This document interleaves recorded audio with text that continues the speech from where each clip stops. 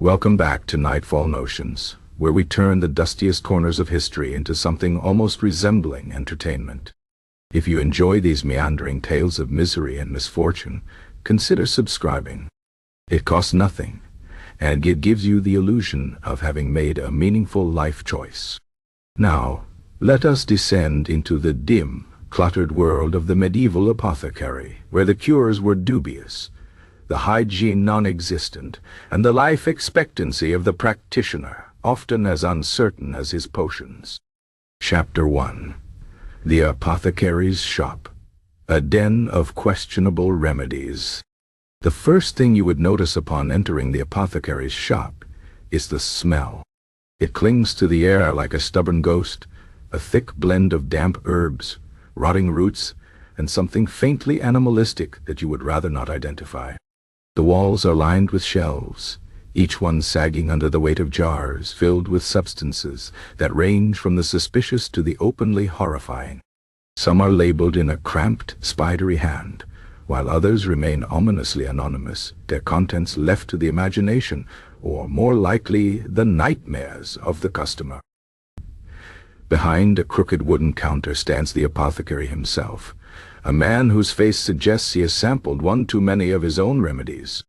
His fingers are stained yellow from handling sulfur, his nails blackened by gods know what, and his breath carries the distinct aroma of garlic and despair.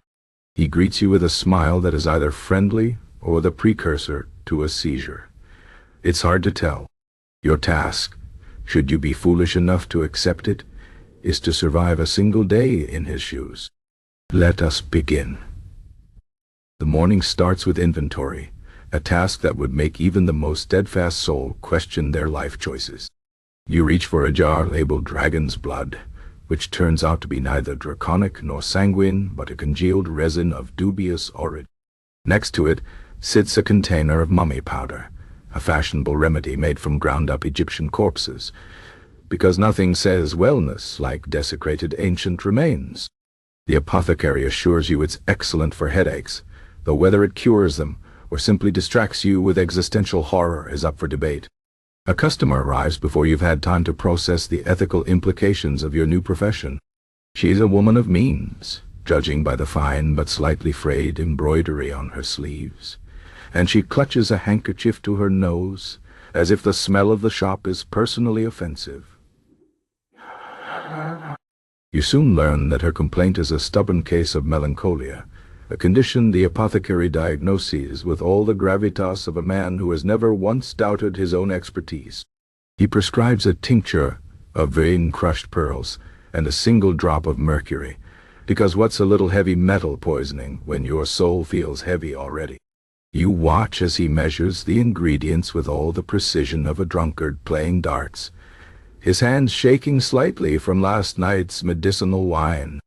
The customer departs, clutching her vial of questionable salvation, and you are left to wonder if you've just witnessed a healing or a homicide. The next visitor is a farmer with a festering wound. The apothecary peers at it with the detached interest of a man who has seen worse, which he almost certainly has. He recommends a poultice of moldy bread, because even in the medieval era, humanity was stumbling blindly toward the concept of antibiotics.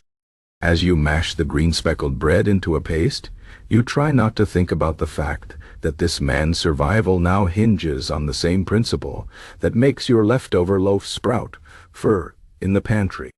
By midday, your hands are sticky with unidentifiable substances, your apron is a tapestry of stains, and your soul is beginning to wither.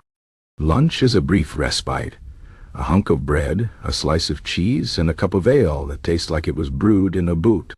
The apothecary cheerfully informs you that the cheese is a new batch, aged for only 3 weeks instead of the usual 6, which explains why it moves slightly when you're not looking. The afternoon brings a steady stream of the desperate and the deluded. A lovesick youth begs for a potion to win his beloved's heart. The apothecary sells him a vial of rosewater mixed with crushed beetles, because nothing says romance like insect genocide. A nervous merchant requests something to calm his nerves and leaves, with a pouch of herbs that may or may not contain actual poison. You begin to suspect that half the apothecary's cures work solely because the placebo effect is the most reliable medicine in history. As dusk settles over the shop, the apothecary lights a few candles, their flickering light casting long shadows over the jars of horrors. The final customer of the day is a nun with a persistent cough. The apothecary prescribes a syrup of honey, vinegar, and powdered viper's flesh, a remedy that sounds more like a dare than a treatment. The nun pays in coin and blessings, and you wonder which of those the apothecary values more. By the time the door creaks shut behind her, you are exhausted, slightly nauseated, and profoundly aware of how little you know. The apothecary claps you on the back and offers you a drink of something he calls fortifying spirits, which tastes like fire and regret. As you sip it, staring into the murky depths of your cup, you realize something. You wouldn't last a day as a medieval apothecary. Not because you lack the skill, but because you possess something far more dangerous: common sense. The candle gutters. The shop grows darker. Somewhere in the shadows, a jar of something unmentionable seems to shift on its own. The apothecary smiles, his teeth gleaming faintly in the dim light, and you wonder if he knows something you don't. But that, of course, is a given. Chapter 2. Your first customer, the nobleman with a case of worms. The morning after your harrowing introduction to the apothecary's trade, you arrive at the shop with a newfound sense of dread. The apothecary, looking even more disheveled than usual, greets you with a grin that suggests he's either had a very good night or a very bad one. Before you can ask, the door bursts open with enough force to rattle the jars on the shelves. A nobleman strides in, his velvet doublet straining over a belly that suggests a lifetime of fine dining and very little physical exertion. His face is flushed, his brow glistening with sweat, and his expression is one of profound indignation, as if his body has personally betrayed him. He slams a gloved hand on the counter and declares, in a voice that could curdle milk, "I am afflicted with worms." You blink. The apothecary, ever the professional, nods sagely, as if this is the most reasonable thing he's heard all week. "A grave matter," he intones, stroking his chin. "Describe your symptoms." The nobleman's face twists in disgust. "They writhe within me. I feel them, squirming, gnawing, devouring my very essence." He clutches his stomach dramatically, and you notice a faint gurgling sound that could either be parasitic activity or last night's venison. The apothecary leans in, his voice dropping to a conspiratorial whisper. "Have you seen them?" The nobleman hesitates. "Well, no, but I know they are there. A man my station has a refined constitution. This is not natural." You resist the urge to point out that a diet consisting primarily of roasted meats, sugared fruits, and wine the color of a bruise might have something to do with it. Instead, you watch as the apothecary paces behind the counter, muttering to himself like a man conducting a very serious debate with an invisible colleague. "Worms," he muses. "They are cunning creatures. Some say they are born of bad humors, others of ill winds. Some even claim they are the work of witches, sent to torment the righteous." The nobleman pales at this last suggestion, his hand drifting unconsciously to the amulet around his neck. You, however, are more concerned with the fact that the apothecary has yet to actually examine the man. Instead, he begins pulling jars from the shelves with the enthusiasm of a child, assembling ingredients for a particularly disastrous science experiment. "We must purge them," he announces. Violently. The nobleman looks momentarily alarmed, but then nods, as if violence is an entirely acceptable solution to his gastrointestinal woes. The apothecary hands you a mortar and pestle. "Crush these," he instructs, dropping in a handful of dried leaves that smell like a forest floor after a rain. "And these." He adds a pinch of something powdery and yellow that makes your eyes water. "And just a touch of this." This last ingredient is a shriveled black root that looks like it was pulled from a nightmare. You grind it all together, trying not to breathe too deeply. Meanwhile, the apothecary prepares a liquid base. Vinegar, from the smell of it, with a generous splash of something that could be brandy or could be paint thinner. He pours your dubious powder into the mixture, stirs it with a wooden spoon that has seen better centuries, and presents the resulting concoction to the nobleman with a flourish. "Drink this," he says. "It will expel the worms with great force." The nobleman eyes the murky liquid with understandable suspicion. "What is in it?" "Trade secrets," the apothecary replies smoothly. "Suffice it to say, it is very expensive." This, more than anything, seems to reassure the nobleman. He downs the potion in one gulp, then immediately gags, his face turning a shade of red typically seen in dying sunsets. He clutches his throat, his eyes watering, and for a horrifying moment, you think you might have just witnessed a murder. Then, the inevitable happens. With a sound like a demon being exorcised from a barrel, the nobleman's stomach rebels. He barely makes it out the door before the apothecary's cure does its work. The sounds from the street are graphic enough to make you reconsider your life choices.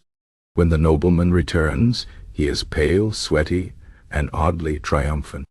"It worked," he gasps. "I am freed." The apothecary nods, as if this was never in doubt. "Of course, my remedies are infallible." You glance at the empty mortar, still coated with the remnants of whatever you just fed the man, and wonder if infallible means what the apothecary thinks it means. The nobleman pays handsomely, pressing coins into the apothecary's palm, with the reverence of a man who believes he has just been saved from certain doom.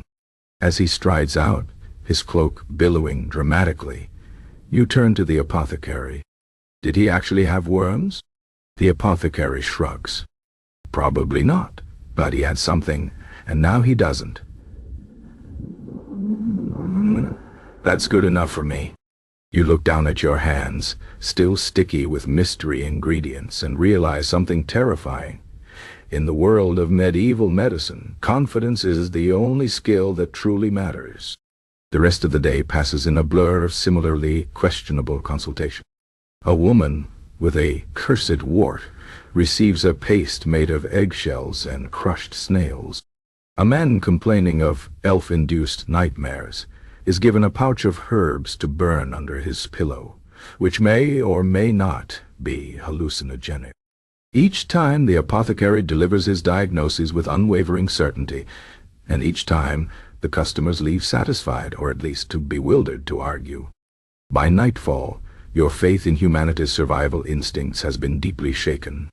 As you sweep the floor, dislodging a suspiciously hairy clump of something from between the floorboards, the apothecary claps you on the shoulder.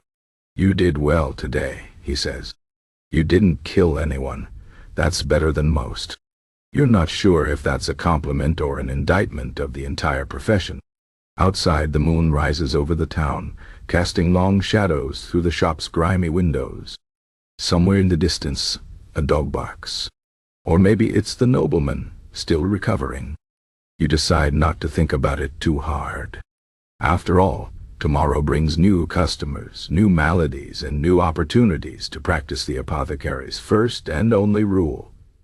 When in doubt, just pretend you know what you're doing. Chapter 3. The Fine Art of Leeches. Bloodletting as a cure-all. The morning sun had barely begun its sluggish crawl over the town when the apothecary announced with far too much enthusiasm for the hour that today you would be learning about leeches. You had hoped this was some sort of metaphor, but the small, squirming jar he placed on the counter with a wet thunking dashed those hopes immediately. Inside, a dozen or so black, slug-like creatures writhed in a murky broth of what you dearly hoped was just water.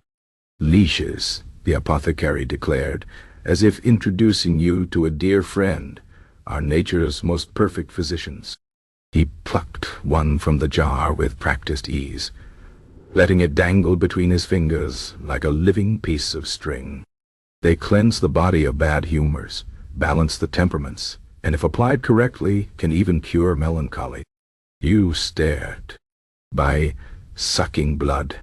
Precisely. He beamed, as if you had just grasped some profound truth of the universe. You see, all disease stems from an imbalance of the four humors.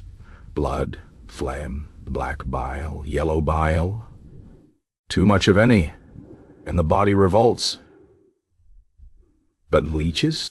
He wiggled the creature gently. They know. They sense the corruption. They are drawn to it, like pilgrims to a shrine. You were fairly certain that leeches were drawn to warmth and movement, not metaphysical imbalances, but you kept that thought to yourself. Your first patient of the day was a weaver with a persistent cough. The apothecary listened to the man's ragged breathing for approximately 3 seconds before nodding decisively. Excess blood in the lungs. The humors are drowning him from within. The weaver, who had likely expected a syrup or a poultice, looked alarmed when the apothecary reached for the leech jar instead. Now, hold still, the apothecary instructed, selecting a particularly lively specimen. This will only pinch a little, or a lot. Depends on your pain tolerance, really. The leech, sensing the warmth of human flesh, latched onto the weaver's forearm with alarming enthusiasm. The man yelped, more out of surprise than pain, and watched in horrified fascination as the creature began to swell, its body darkening with stolen blood. Marvelous, the apothecary murmured, stroking his chin. Look how it thrives, a sure sign of corrupted humors. You had your doubts. The leech would have thrived just as well on a perfectly healthy night, but the weaver seemed reassured by the apothecary's confidence. By the time the leech was pried off, now fat and sluggish, the man was convinced he felt lighter, clearer, as if the weight of the world had been siphoned out through his arm. He left with a spring in his step and instructions to return if the cough persisted. We'll just take a little more next time. The apothecary, pleased with the success, turned to you. Your turn. Before you could protest, a leech was deposited into your palm. It lay there, cold and gelid, its tiny sucker mouth questing blindly for something to latch onto. You had the sudden, irrational fear that it would somehow sense your reluctance and interpret it as weakness. Go on, the apothecary urged. Find a vein, somewhere fleshy. The forearm is traditional, but the neck is also effective if you're feeling dramatic. You placed the leech on your own arm, with the grim resignation of a soldier stepping onto a battlefield. The initial pinch was sharp, followed by a strange, crawling numbness as the creature began its work. You tried not to think about the fact that you were now hosting a parasite that had, until recently, been lounging in a jar of questionable water. The apothecary nodded approvingly. A true apothecary must understand his tools. How can you prescribe leeches if you don't know their bite? You suppose there was logic in that, just as there was logic in tasting your own poisons to gauge their potency. It didn't make the experience any less unsettling.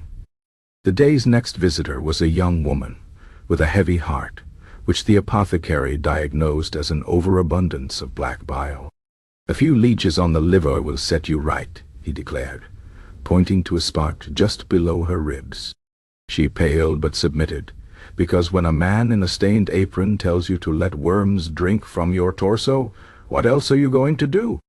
As the leeches did their work, you were tasked with preparing a secondary treatment, a tonic of wine, honey, and powdered iron, because nothing complemented blood loss like a hint of metal poisoning. The woman drank it without complaint, though her expression suggested she was beginning to question all of her life choices. By midday, the leech jar was significantly emptier, and the shop's floor was dotted with tiny, dark stains where over-enthusiastic applications had gone awry. The apothecary, however, was in high spirits. You're a natural, he told you, clapping you on the back. You have the steady hands of a surgeon and the moral flexibility of a true healer. You weren't sure if that was a compliment. The afternoon brought a steady stream of patients, each with ailments that, according to the apothecary, could be traced back to an excess of blood. A farmer with joint pain? Leeches on the knees. A merchant with a sour temper. Leeches behind the ears. A lovesick poet who claimed his heart was too full. That one earned a raised eyebrow, but the apothecary humored him with a single leech placed delicately over his pulse point.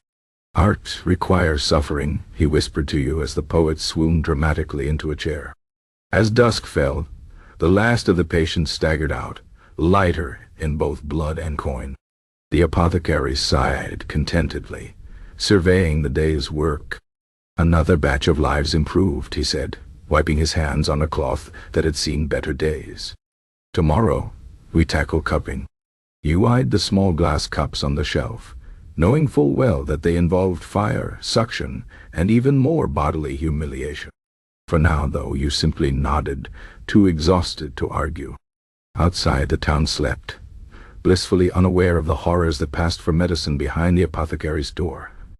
Somewhere, a dog barked. Somewhere else, a nobleman was probably still recovering from his worms. And in the shop, the last of the leeches clung lazily to the sides of their jar, waiting for tomorrow's feast. You blew out the candle and tried not to think about how many of them had tasted human blood today. After all, in the grand tradition of medieval medicine, ignorance wasn't just bliss, it was survival. Chapter 4. The Herbalist's Grimoire. Plants that might kill or cure? The apothecary woke you before dawn with the cheerful announcement that today he would be gathering herbs. This sounded pleasant enough until he handed you a knife, a basket, and a list that included such entries as Wolf's Bane and Devil's Helmet. You eyed the latter with particular concern. Most of these sound like they belong in a witch's brew, not a medicine cabinet, you ventured. The apothecary chuckled, slinging a burlap sack over his shoulder.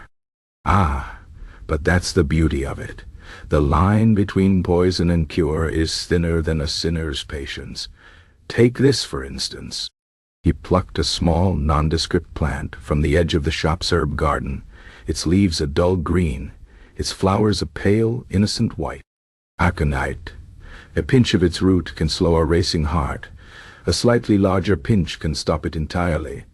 Nature is generous with her gifts, but she does enjoy a good test of judgment. You swallowed hard and followed him into the woods, where the morning mist clung to the trees like a shroud. The apothecary moved with the ease of a man who had spent his life wandering between the realms of healing and harm, pausing here to point out a cluster of mushrooms, toadstools. Excellent for inducing visions, less excellent for inducing survival. There to gently uproot a sprig of yarrow for wounds, or if you're feeling for cursing. Your first real test came when he asked you to gather foxglove. The plant was easy enough to spot. Tall spikes of bell-shaped flowers, their throats speckled like the aftermath of a particularly violent sneeze. Now, the apothecary said, watching as you hesitated, the leaves are what we want. But be mindful, too much and your patient's heart will dance right out of their chest. Too little, and you've wasted a perfectly good opportunity to thin out the local population of hypochondriacs.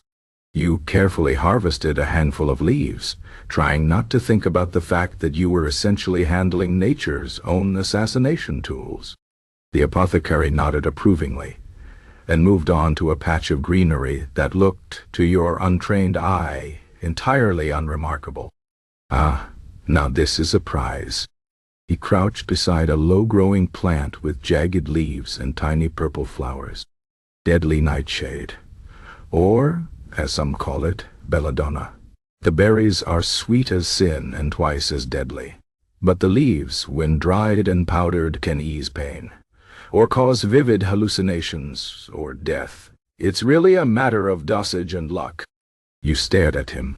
And people actually take this willingly? Of course, usually with a prayer and a hastily drafted will. But that's the price of progress.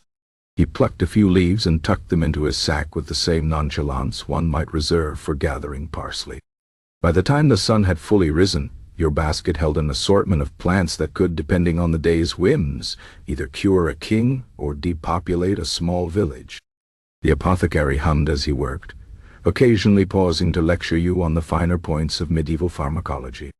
"The key," he explained, "is to remember that everything is poison in the right amount. Even water. Drink too much and you'll drown from the inside out. The trick is to convince your patients that you know the difference." Back at the shop, the real work began. The apothecary spread your haul across the counter and started sorting with the brisk efficiency of a man who had long since made peace with the moral ambiguities of his trade. Foxglove for the heart, nightshade for the pain, valerian for the nerves, though too much of that and your patient will sleep straight through the second coming. You were tasked with drying the herbs, bundling them in muslin, and labeling them in your best script. The apothecary watched, occasionally correcting your technique. No, less nightshade in that one, unless you're trying to send someone on a one-way trip to the hereafter. Your first customer of the day was a harried-looking mother with a son who, she claimed, wouldn't sit still. The apothecary listened gravely, then handed her a small pouch of chamomile and, after a furtive glance at the boy's wild-eyed expression, a pinch of something extra. "Steep this in tea," he murmured. "Just a pinch, mind you. Any more and you'll have to wake him up for supper next week." The woman paid and hurried out, clutching the pouch as if it contained the secrets of the universe. The next visitor was an elderly man with joints that creaked louder than the shop's door. The apothecary prescribed a poultice of comfrey and a tincture of willow bark, which he cheerfully referred to as nature's apology for old age.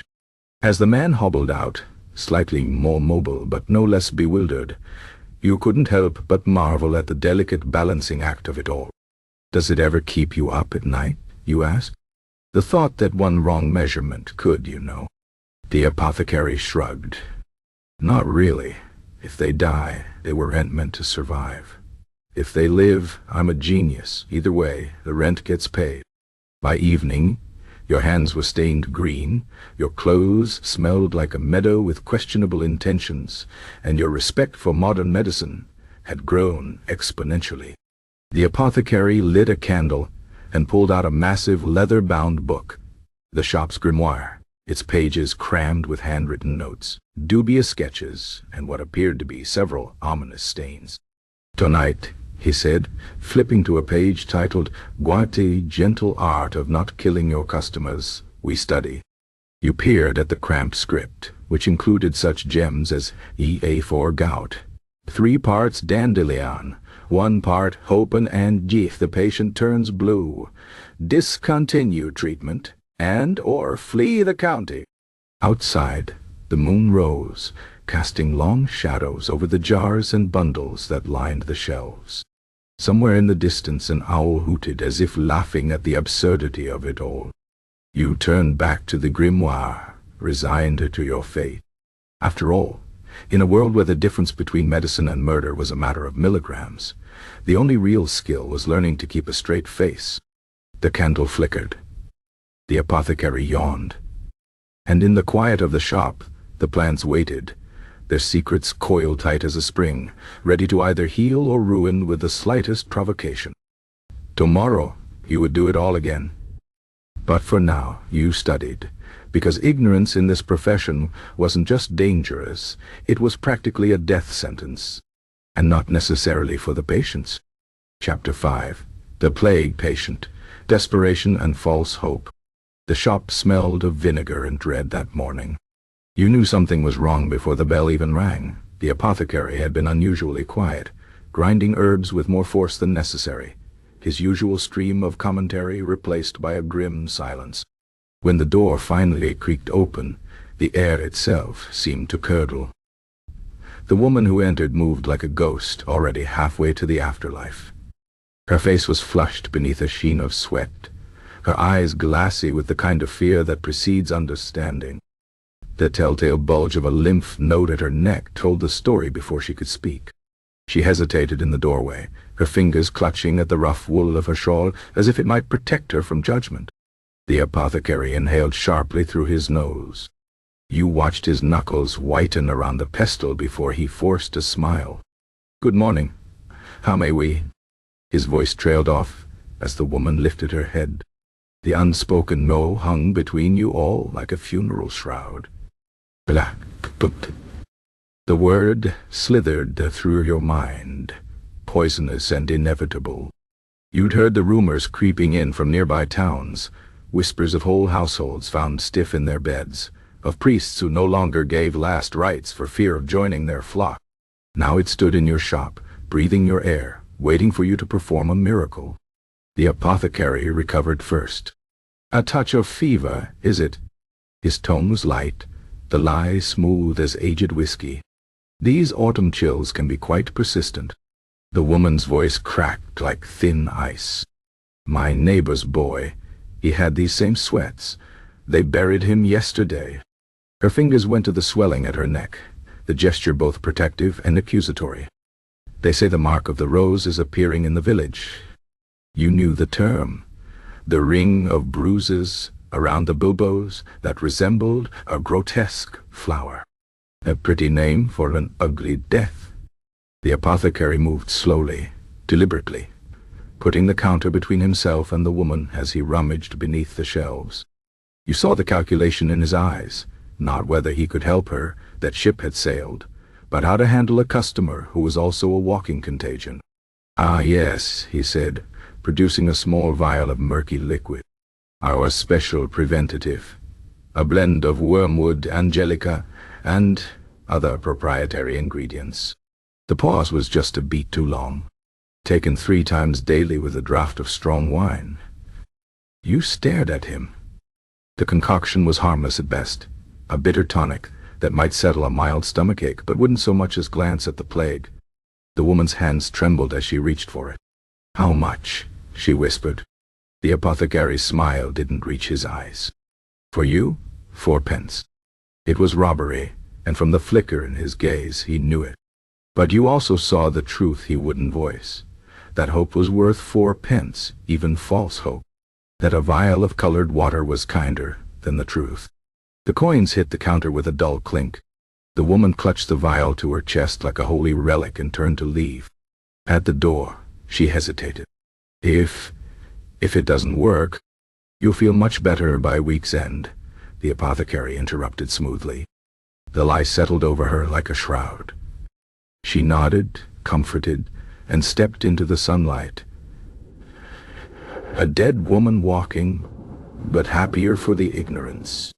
The silence after she left was thicker than the plague vapors people blamed for the sickness. You opened your mouth, then closed it. What was there to say? The apothecary wiped the counter where the woman had stood, his motions brisk. Vinegar, he muttered. Good for cleansing. He didn't specify whether he meant the wood or the air she'd breathe.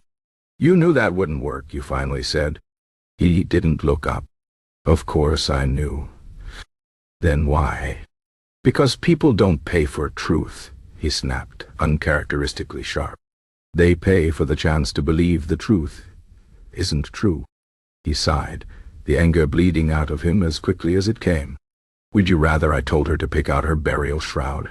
That's a physician's job, not an apothecary's. You thought of the woman's face, the desperate hope in her eyes. The apothecary was right. You couldn't cure her. But you could sell her the next best thing, a few more days before she had to face the inevitable. The rest of the morning passed in a haze. Customers came and went, none mentioning the plague, though you caught them glancing at their neighbors with new suspicion. The apothecary moved through his routines with mechanical precision, but you noticed he avoided touching his face and washed his hands twice as often as usual. At noon, a town crier's voice echoed through the streets, announcing new precautions. No gatherings, no travel between parishes, the dead to be buried quickly and without ceremony. The words had the tinny ring of futility. By evening, the first rumors reached you. 3 more cases in the poor quarter, a family sealed in their home by order of the bailiff. The apothecary listened to the gossip with a carefully blank face before bolting the shop door early. Tomorrow, he said, rolling up his sleeves, we make more preventative. You watched as he pulled down jars at random. Garlic, rue, powdered amethyst for color, presumably. The mixture he concocted smelled like crushed dreams and desperation. It won't stop the plague, he pointed out. He corked a bottle with more force than necessary. No, but it'll stop the mobs when they realize we can't. Outside, the sunset painted the streets in shades of blood and gold. Somewhere, a woman drank a vial of false hope. Somewhere else, a new bubo swelled beneath unblemished skin. The apothecary blew out the candles one by one, plunging the shop into darkness. In the silence, you could almost hear the future coming. The coughs, the cries, the ceaseless ringing of the death bells. But not tonight. Tonight, there were still bottles to fill. Chapter 6. The Alchemist's Promise. Turning lead into medicine. The apothecary was in the middle of explaining why powdered unicorn horn, actually narwhal tusk smuggled through 3 countries and marked up 400%, was the only reliable cure for gout when the bell above the shop door jingled with unusual enthusiasm. The man who entered seemed to bring his own atmosphere with him, a cloud of sulfur, a whisper of smoke, and the distinct metallic tang of someone who had been handling things no human should ingest. His robes were a tapestry of stains, his beard a nest of singed curls, and his eyes gleamed with the particular madness of a man who had stared too long into boiling crucibles. "Good sirs," he boomed, spreading arms that jangled with vials and amulets, "I bring you the future of medicine." The apothecary's expression froze in the careful blankness of a man who smelled competition. "And possibly arson." "We're well stocked, thank you." Undeterred, the alchemist swept forward and slammed a leather-bound case onto the counter, sending several jars rattling in protest. With a magician's flourish, he flipped it open to reveal rows of tiny glass bottles, each filled with a liquid that shimmered like molten silver. "Behold, the elixir of mercury, refined through 40 nights of sacred distillation under the proper alignment of Mars and Jupiter." You leaned in to spite yourself. The substance did have an eerie beauty, swirling with hypnotic swirls of metallic sheen. Then your brain caught up with your ears. "Wait, mercury, as in liquid poison?" The alchemist gasped, as if you'd insulted his firstborn. "Poison? Nay, this is quintessence, the philosopher's metal. When properly prepared, it purges all impurities from the human vessel." He plucked a bottle and held it to the light, where it cast odd reflections on the walls. "A single draught dissolves melancholy, clears the skin, and renders the humors as pure as morning dew." The apothecary's eyebrow twitched. "And how, exactly, does it accomplish that?" "By driving out corruption through divine metallurgical sympathy." The alchemist beamed. "The mercury enters the body and seeks out all that is base and diseased, binding to it, transforming it." "Killing it," you muttered. "Purifying it," the alchemist corrected, though his smile tightened. The apothecary picked up one of the vials, rolling it between his fingers. You'd worked with him long enough to recognize the look. Half skepticism, half greed. "And what proof do you have of this miracle?" The alchemist's grin widened. "Why, myself, I take a thimbleful each morning. Observe." He flexed his arms, rolled his neck, which cracked alarmingly, and stuck out his tongue, which was, admittedly, a healthy pink. "Not a single ailment in 15 years. You exchanged glances with the apothecary. The man did seem energetic for someone who likely breathed mercury fumes daily. Then again, so did a struck match right before it burned out. The apothecary set the vial down with a thoughtful tap. "And how much for this elixir? For you, fellow scholar of the arcane arts?" The alchemist leaned in. "A mere 3 shillings per vial. A pittance for immortality." You nearly choked. 3 shillings would buy a farmer's family food for a week. The apothecary, however, merely stroked his chin. "Tempting, though I wonder." He reached beneath the counter and produced a small lead figurine of a dog, one of the cheap votives people bought for protection. "Your arts are famed, good sir. Could your mercury transform this base metal into something greater?" The alchemist's eyes gleamed. Ah, a test of true transmutation. He accepted the figurine and set it on the counter, then uncorked a vial with ceremony. Observe the alchemical marriage. He poured a single drop onto the lead. The mercury beaded, quivered, and sank into the metal with a faint hiss. For a breathless moment, nothing happened. Then the figurine's surface began to mottle, streaks of silver crawling across it like veins. The alchemist exhaled sharply. The transformation begins, given time. Given time, it'll be a lump of lead with mercury poisoning, you muttered. The apothecary shot you a warning glance before smiling at the alchemist. Fascinating. But perhaps a demonstration of its medicinal properties first? A small sample for independent verification? The alchemist hesitated, then grudgingly handed over a vial. 1 dose. Administer it to your most hopeless case. When they return in radiant health, you'll beg for my entire stock. After he'd swept out, nearly taking the door off its hinges in his dramatic exit, the apothecary held the vial up to the light. Well, he said, this should be interesting. You stared at him. You're not actually considering selling this? Of course not. He pocketed the vial. I'm considering selling something that looks like this. The next hour was a masterclass in medieval marketing. The apothecary mixed honey, water, and a pinch of ground silver to mimic the mercury's sheen, bottling it in identical vials. Well, call it lunar tincture, he decided. 1 part placebo, 0 parts neurological damage. You should have been relieved. Instead, you found yourself watching the door. What if he comes back? The apothecary shrugged. By then, either his real mercury will have killed our test patient, proving us right, or it'll have cured them, in which case we'll pay him for the recipe and retire rich. He paused. It'll be the first one, though. As if summoned, the shop door burst open, but it wasn't the alchemist. A red-faced merchant stumbled in, clutching his stomach. Something for the flux. Quickly.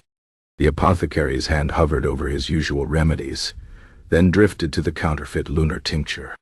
With a wink at you, he handed it over. New formula, extremely rare. The merchant drank it in one gulp, gasped at the sweetness. The apothecary had been generous with the honey, and pressed a coin into his hand before rushing out. You both waited. 5 minutes later, the man hadn't collapsed in the street. Anything? He seemed to be walking straighter. The apothecary looked faintly disappointed. Well, that's anticlimactic. By week's end, a lunar tincture was their best-selling item. The alchemist never returned, though you heard rumors of a man fitting his description being chased out of the next town by villagers whose teeth had started falling out. The apothecary counted their earnings with quiet satisfaction. Moral of the story? He tossed you a silver coin. Never let the truth get in the way of a good profit. Outside, the moon rose over the town, its pale light glinting off the bottles of fake elixir on the shelves. Somewhere, a real alchemist was probably poisoning another village. Somewhere else, a merchant was telling his friends about his miraculously cured stomach ailment. And in the shop, the apothecary hummed as he worked, already planning tomorrow's miracle cure. Chapter 7. The Barber-surgeon's Visit, When Medicine Meets Butchery. The morning had been relatively peaceful, meaning only 2 customers had fainted and nothing had exploded, when the shop's door banged open with enough force to rattle the jars of dried newts on the top shelf. The man who strode in wore a leather apron crusted with substances that could have been either blood or berry stains, though given the clientele you were leaning toward blood. His belt bristled with an assortment of blades that would have given a seasoned torturer pause, and his smile was the sort usually reserved for wolves spotting a limping deer. Ah, my fellow practitioner of the healing arts, he boomed, slapping the apothecary on the back hard enough to dislodge a cloud of dust from his doublet. I've come to borrow your bone saw. The apothecary blinked. Why? The barber-surgeon? For that's what he was, as evidenced by the lingering scent of pomade and the faint pink tinge to his fingernails, grinned wider. Got a farmer outside with a foot that's gone full gangrene. Looks like cheese left in the sun, if cheese screamed when you poked it. He leaned in conspiratorially. I told him I could save it with leeches, but the fool wants it off. Says he doesn't fancy dying, as if I don't know best. You peered out the window to where a gray-faced man sat on the mounting block, clutching his leg with white-knuckled desperation. The offending foot was wrapped in rags, but the smell seeped through the gaps, thick and sweetly rotten.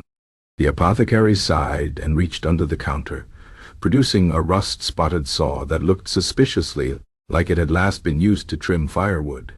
Bring it back clean. Clean is a strong word.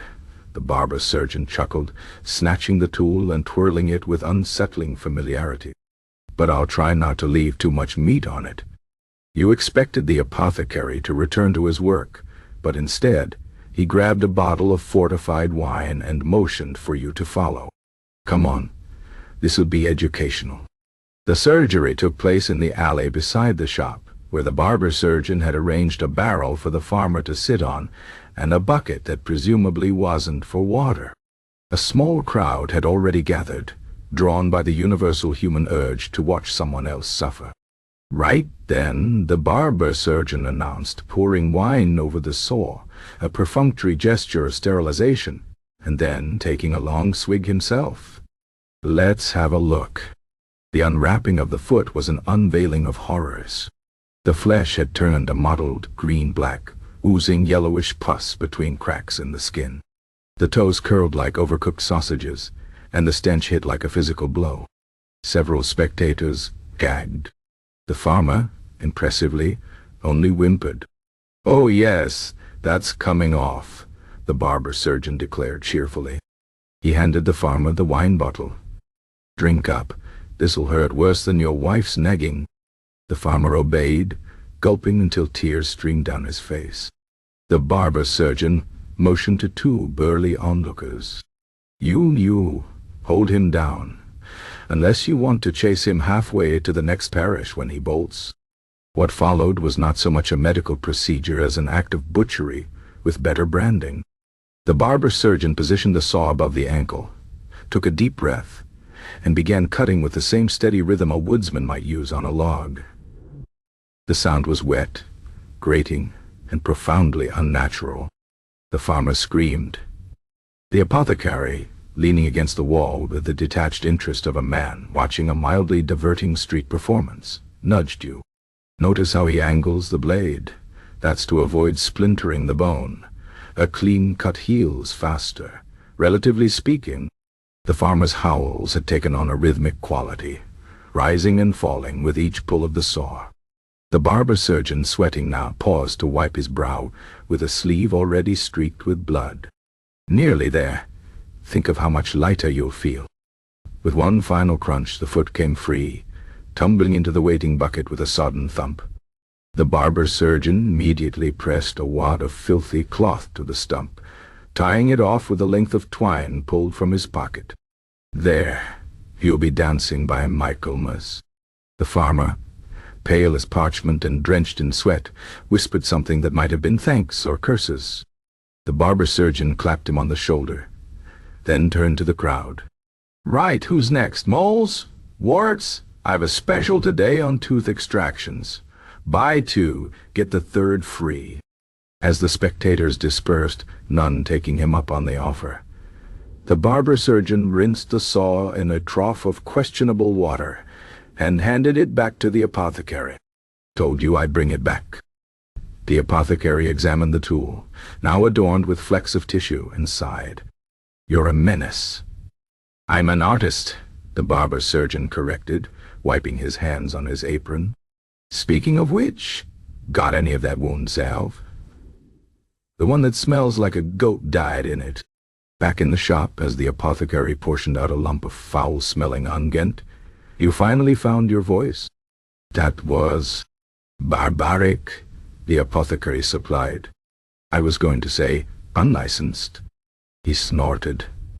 Licensing is for physicians. Barber-surgeons operate on the principle of E.A. The patient lives, it was skill. If they die, it was God's will. He handed the jar to the barber-surgeon. Try not to kill this one before he pays you. The barber-surgeon pocketed the salve with a wink. No promises. After he'd sauntered out, whistling, you stared at the saw, now lying innocently on the counter. Does that work often? The apothecary considered. Define work. If you mean does the patient survive, about half the time. If you mean does the barber-surgeon get paid regardless, always. Outside, the farmer was being loaded onto a cart by his relatives, his face still twisted in pain, but his eyes holding a glimmer of hope. The barber-surgeon, counting coins in the sunlight, looked like a man who just had a very good morning. The apothecary picked up the saw and began scrubbing it with vinegar. Next time, remind me to say we've misplaced our tools. You nodded fervently, already dreading the next visitor.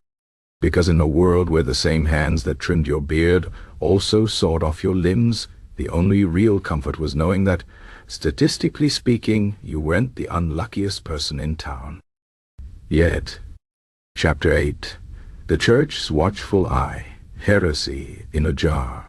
The shop was unusually quiet that morning, the kind of silence that clung to the air like the damp before a storm.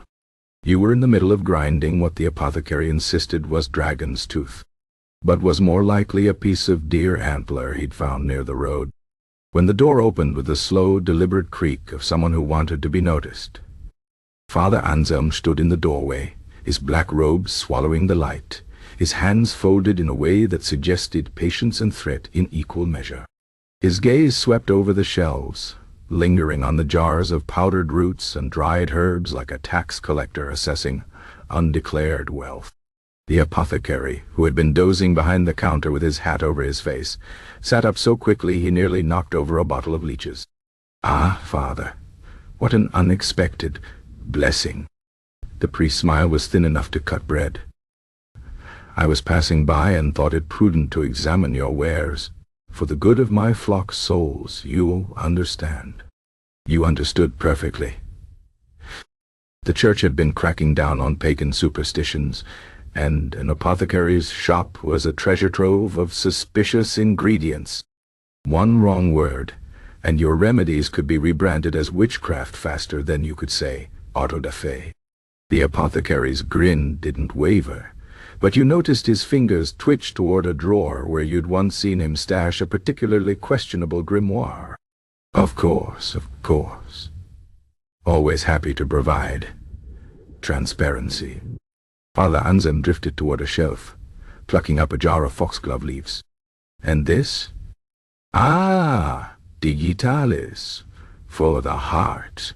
Strengthens the pulse. The priest's eyebrow arched. How curious that God saw fit to hide such power in a common flower.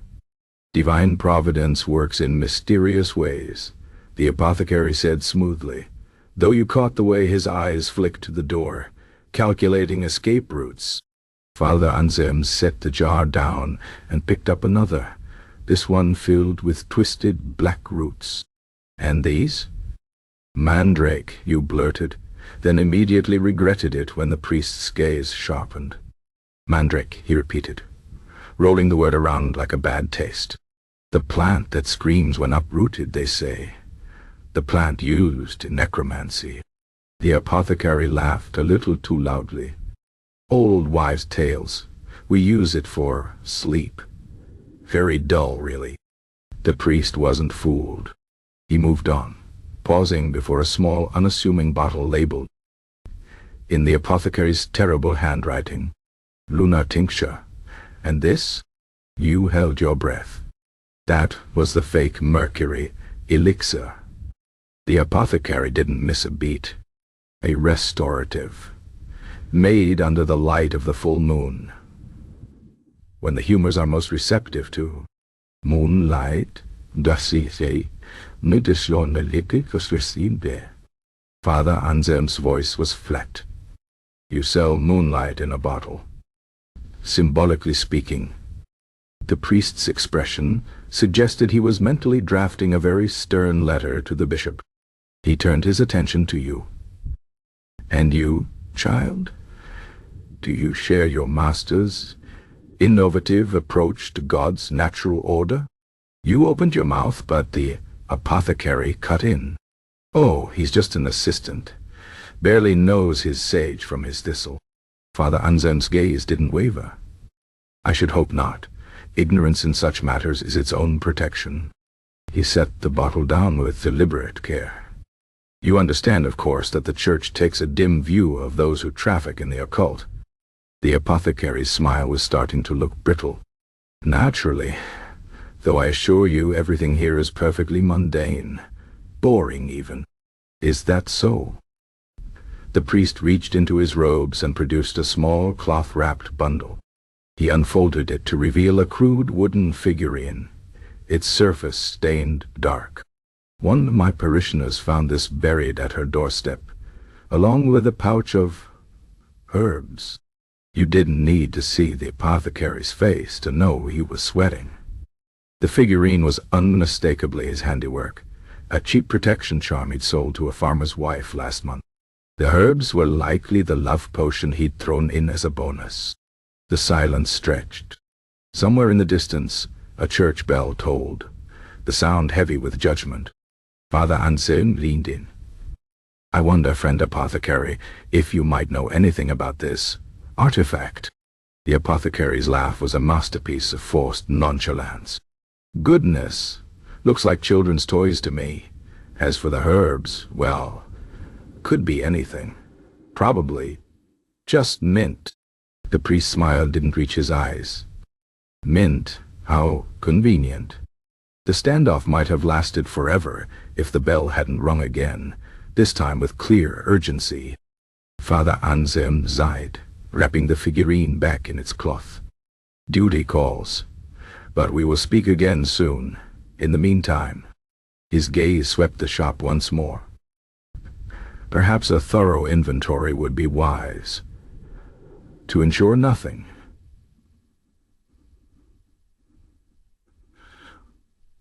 Unholy has crept in by accident.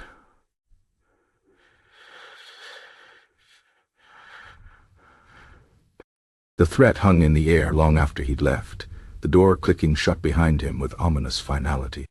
The apothecary exhaled explosively. "Well, that could have gone worse." You stared at him. "How? How could that possibly have gone worse?" "He didn't burn the place down." He rubbed his temples. "Start packing up anything that looks even remotely pagan. The mandrake, the moon charts, actually just assume everything is suspect and hide it all." You began grabbing jars at random, your heart pounding. "And the figurines?" The apothecary groaned. "Especially the figurines." Outside, the church bell tolled again, a relentless reminder that in the battle between faith and folk remedies, the church always had the last word. "And the torches." You worked in frantic silence, the shadows on the shelves growing longer as the day wore on. By evening, the shop looked almost respectable, just a humble collection of herbs and tinctures, nothing that couldn't be explained away as simple, God-fearing medicine. The apothecary surveyed the stripped shelves with a sigh. "Boring, but safe." You nodded, though you couldn't shake the feeling of eyes on your back. Somewhere, Father Anselm was watching, waiting. And in the meantime, business would have to adapt. After all, as the apothecary was fond of saying, the only thing more dangerous than poison was politics. Chapter 9. The Midwife's Secret, Remedies for Women's Troubles. The morning mist still clung to the streets when she arrived, slipping into the shop with the quiet urgency of someone who knew how quickly whispers became accusation. You recognized her immediately, Mistress Caldwell, the midwife who had delivered half the town's children, and, if rumors were to be believed, discreetly disposed of more than a few problems before they could become scandals. Her hands were rough from work, her eyes sharp as flint, and the basket she carried smelled faintly of pennyroyal and rue. The apothecary, who had been in the middle of labeling a jar of something ominously called widow's comfort, looked up and immediately straightened. "Ah, Mistress Caldwell, here for more of your tea blends?" She didn't smile. "You know what I'm here for." From the folds of her cloak, she produced a scrap of parchment, its edges frayed from being folded and refolded. The apothecary took it gingerly, as if it might burst into flames. You didn't need to see the list to know what it contained. The same herbs women had been using for centuries to regulate what polite society called women's troubles and the church called murder. The apothecary exhaled through his teeth. "Mistress, you know the penalty if this is found. Do you think I'd be here if there were another way?" Her voice was low, but fierce. "The priest's been preaching against hidden sins for weeks. The women are terrified. But fear doesn't stop a babe from coming, and desperation makes fools of even the most careful." You glanced at the door, half expecting Father Anselm to materialize like a vengeful specter. The midwife's remedies weren't just forbidden. They were the kind of thing that got people hanged. The apothecary hesitated, then sighed. "Fine, but you didn't get them from me." He moved to the back shelves, where the more questionable ingredients were kept behind a false panel. You watched as he measured out dried tansy, silphium seeds, imported at great expense and greater risk, and a pinch of something unlabeled that made him sneeze violently when he handled it. The midwife watched him work with the patience of a woman who had spent her life waiting on men to catch up. The green girl at the miller's house needs it most. She's barely 15 and twice as stupid. If her father finds out— "I don't want to know," the apothecary interrupted, wrapping the herbs in a scrap of plain cloth. "Plausible deniability." She took the bundle and tucked it into her basket, then hesitated. "There's another. The merchant's wife. She's had 8 already, and the last near killed her. The physician says another will finish the job." The apothecary's hand stilled. "That's not what these are for." The midwife's expression didn't change. "Isn't it?" The air in the shop thickened. You'd heard the debates. When did life begin? When did a mother's right to survive outweigh a child's right to be born? Whether God truly intended women to bleed out on childbed after childbed.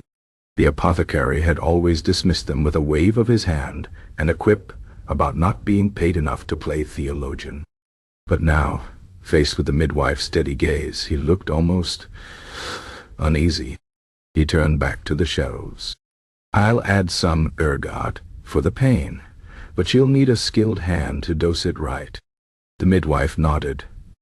"She has one." The exchange was done quickly after that, money passing hands with the quiet efficiency of people who knew the value of silence. The midwife left as she had come, swiftly, without farewells, her cloak blending into the fog. The apothecary watched her go, then turned to you. "Not a word of this, to anyone." You nodded, though your throat felt tight. The shop suddenly seemed smaller, the shadows deeper. Outside, the town went about its business, oblivious to the quiet dramas unfolding behind closed doors. The rest of the day passed in a blur of mundane tasks. Measuring tonics for coughs, wrapping poultices for sores, avoiding the growing pile of coins in the corner that smelled faintly of rue. It wasn't until evening, when the last customer had gone and the shutters were bolted, that the apothecary spoke again. "You'll see worse before you're done," he said, counting the day's earnings with practiced hands. "Woman begging for moon tea, men buying poisons for rivals, children slipping in with burns they won't explain. This isn't just about herbs and humors. It's about survival, and survival isn't always pretty." You thought of the midwife's hands, rough from holding both life and death. Of the merchant's wife, facing down her own body like an enemy. Of the green girl, too young to understand the consequences of love. The apothecary blew out the candle, plunging the shop into darkness. "Sleep well. Tomorrow's another day for miracles and mistakes." And in the silence that followed, you wondered how many of each you'd make before this apprenticeship was through. Chapter 10. The Itinerant Quack, Competition or Con Artist. The first sign of trouble arrived in the form of a garishly painted wagon, its sides adorned with golden serpents and dubious Latin phrases, parked directly across from the apothecary's shop. A man in a feathered hat stood atop it, bellowing to the gathering crowd about the virtues of his panacea universalis, a remedy so potent, he claimed, it could cure everything from gout to melancholia, to an excess of ungrateful relatives. The apothecary paused in the middle of weighing a lump of sulfur to squint out the window. Ah, a colleague. You peered over his shoulder. The man had the kind of theatrical presence that suggested either divine inspiration or a recent escape from a traveling circus. His sleeves were embroidered with astrological symbols that glittered in the sunlight, and his mustache was waxed into points so sharp they looked capable of drawing blood. A painted sign above his wagon declared him Dr. Lucius Aurelius, though the title seemed about as legitimate as his potion. Colleague might be generous, you muttered. The apothecary shrugged. Competition, then. Either way, we're about to lose half our customers to snake oil and spectacle. And lose them they did. By midday, a steady stream of villagers had crossed the street to sample the Quack's wares, lured by his booming promises and free samples of something he called celestial balm, a substance that smelled suspiciously like turpentine mixed with rose water. You watched as a woman with a persistent limp walked away clutching a vial, her eyes alight with hope, while a farmer handed over hard-earned coin for a cure to his withered humors. The apothecary, meanwhile, stewed behind the counter, his usual sarcasm replaced by a simmering irritation. That swill wouldn't cure a mild case of sobriety, he grumbled, slamming a jar of leeches onto the shelf with unnecessary force. You eyed the dwindling number of customers.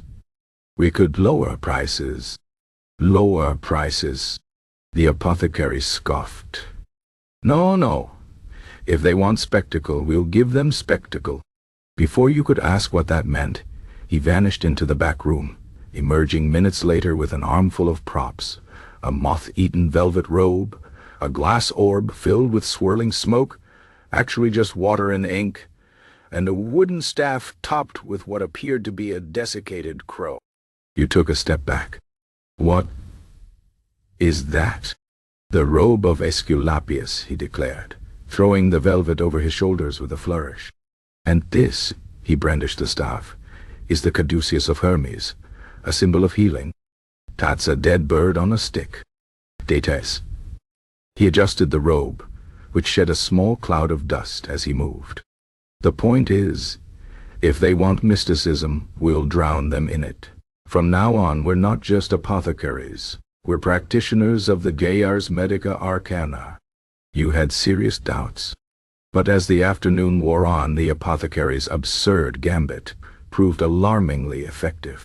He began diagnosing ailments with dramatic sweeps of the crow staff, murmuring incantations in full Latin, while peering into the glass orb as if divining the secrets of the universe. Customers who had previously drifted toward the Quack now lingered, entranced by the performance. Ah, the apothecary boomed at a man complaining of stomach pains. I see the malady plainly. Your humors are in discord. Black bile rises like a tide within you. He paused, then added in a normal tone, or you ate bad sausage. Either way, here's some mint. The man paid extra for the diagnosis. By evening, business had not only recovered, it had improved. The apothecary counted the day's earnings with a smirk. See? The secret isn't selling medicine. It's selling certainty. Even if that certainty is utter nonsense. Across the street, Doctor. Lucius was packing up his wagon, though not before shooting the apothecary a glare that promised this wasn't over. The apothecary waved cheerfully. Till tomorrow, peak, Doctor. As you bolted the shutters, you couldn't help but feel a pang of unease. This isn't going to end well, is it? The apothecary hung up the robe, sending another puff of dust into the air. Oh, almost certainly not, but it'll be entertaining. Outside, the first stars appeared, cold and indifferent. Somewhere in the darkness, a bottle shattered, Whether in celebration or frustration, you couldn't say. Tomorrow the battle of quacks would resume, and the only real certainty was that the townsfolk would keep buying whatever lie sounded best. Chapter 11. The King's Decree, When Your Remedies Become Illegal. The proclamation arrived nailed to the door at dawn, the royal seal glistening like fresh blood against the parchment. You peeled it off, your fingers leaving smudges in the thick wax, and read the words that would upend your trade.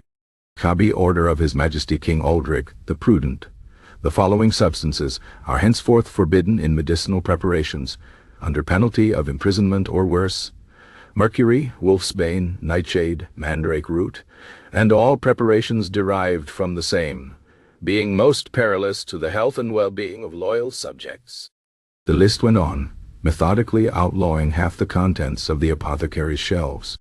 Inside, the shop was still dark, the air thick with the usual fug of dried herbs and desperation. The apothecary sat at the counter, squinting at the decree in the thin morning light. His expression shifted from disbelief to indignation, then settled into something far more dangerous: calculation. "They can't be serious," you said, watching as he crumpled the parchment into a ball and tossed it into the hearth. "Half the cures in this shop are on that list." The apothecary stroked his chin, his eyes scanning the shelves like a general surveying a battlefield. "Oh, they're serious. The king's new physician has been lobbying for this for months. Claims we're poisoning people with unscientific remedies." He snorted. "As if his bleeding and purging are any better." You thought of the jars of mercury tinctures, the carefully wrapped bundles of nightshade leaves, the mandrake roots tucked away in the hidden compartment beneath the floorboard. "So what do we do?" The apothecary grinned, and you felt a familiar sense of impending mischief. "We adapt." Diagnosing. The first step was inventory. The forbidden ingredients were moved under cover of darkness, some to the hollow space behind the chimney, others to the homes of trusted customers who paid in discretion rather than coin. The shop itself was scrubbed clean of anything incriminating, leaving gaping holes where the most effective remedies had once been. The second step was substitution. Wolfsbane for fevers. Replace it with a paste of crushed willow bark and honey, less potent, but unlikely to stop a man's heart. Nightshade for pain? A double dose of poppy extract would have to suffice, though it made customers drowsy and prone to poetic declarations. The third step was lying. "Ah, this." The apothecary held up a vial of what had once been a mercury-based tonic, now replaced by a murky syrup of licorice and iron. "Our new formula, just as effective, none of the unpleasant side effects." The customer, a merchant with a lingering cough, frowned. "It used to be silver." "Improvements, eh?" the apothecary said smoothly. "Science marches on." The merchant drank it, coughed even harder, and left muttering about modern incompetence.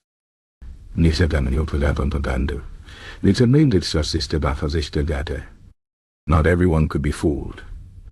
The midwife returned, her expression grim, and slid a scrap of parchment across the counter. The apothecary read it, sighed, and disappeared into the back without a word. When he returned, the package he handed her was small, wrapped in plain cloth, and weighed down with something unmistakably metallic. She tucked it into her basket without looking. "They'll hang you if they find out." The apothecary shrugged. "They'll hang me for plenty of things. Might as well make it worthwhile." By week's end, the shop's legal remedies were selling poorly.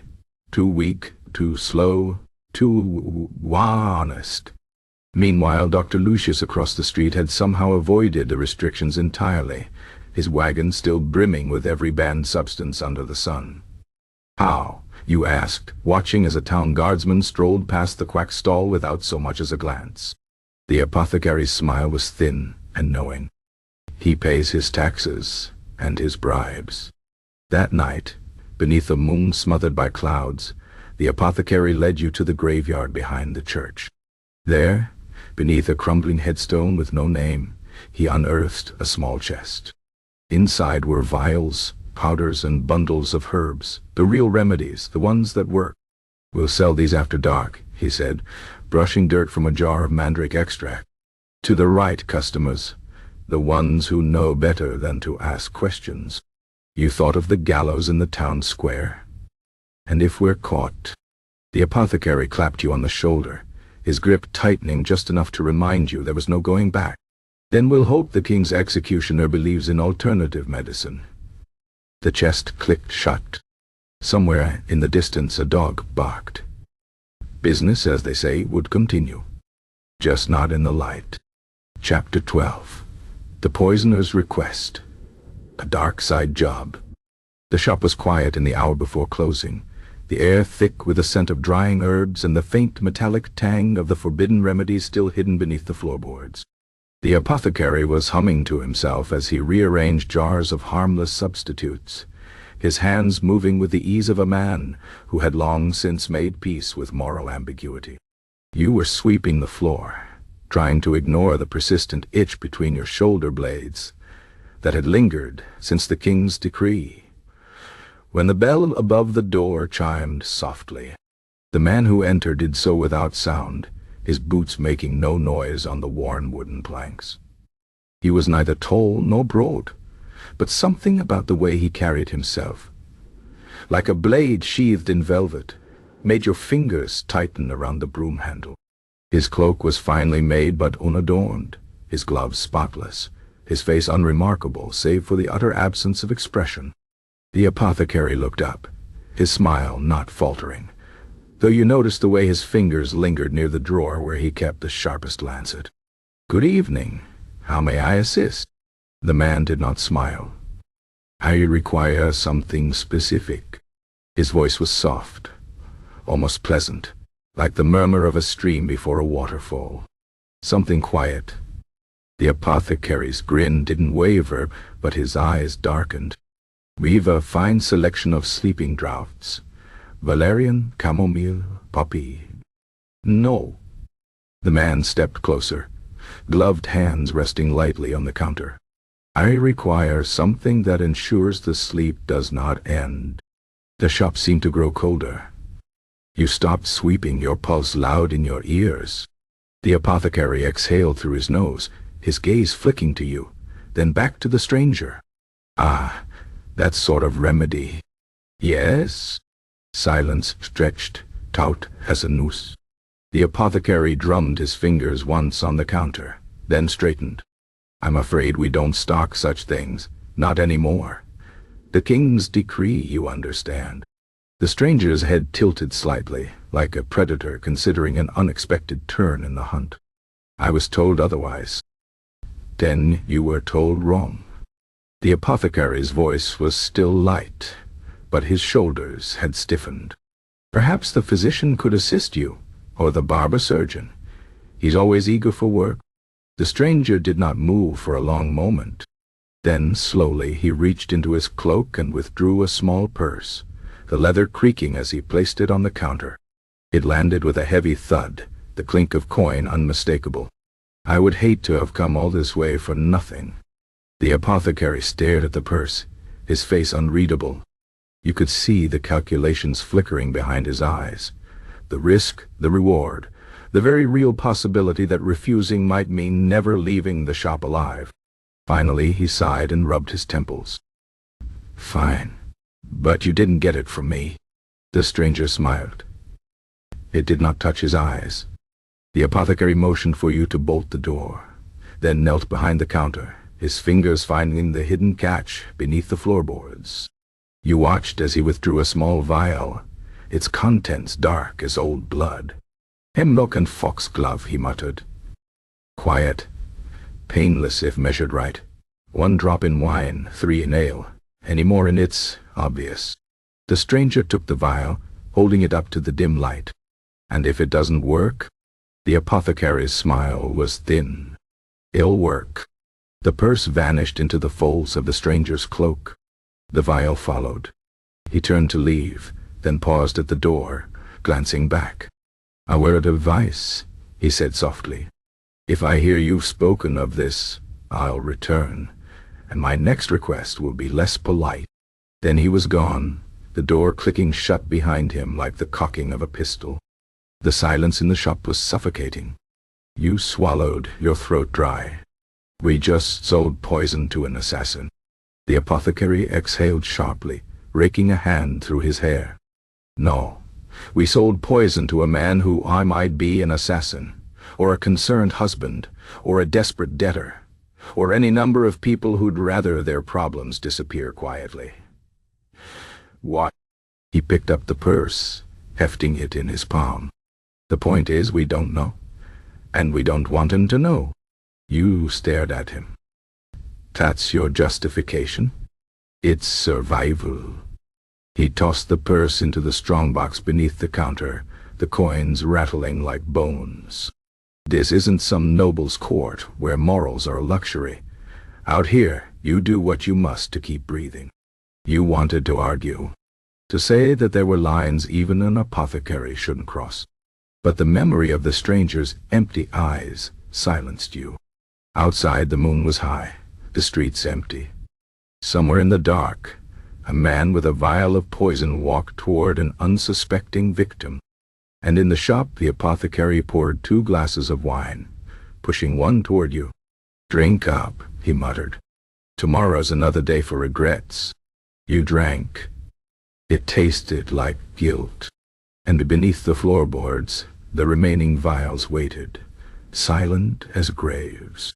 Chapter 13. The Apprentice's Mistake. A lesson in lethal dosages. The morning had been busy, too busy in hindsight.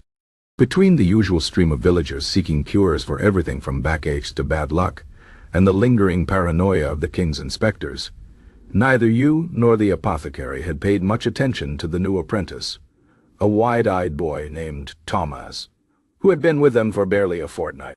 He was eager, earnest, and, as it turned out, catastrophically bad at measuring.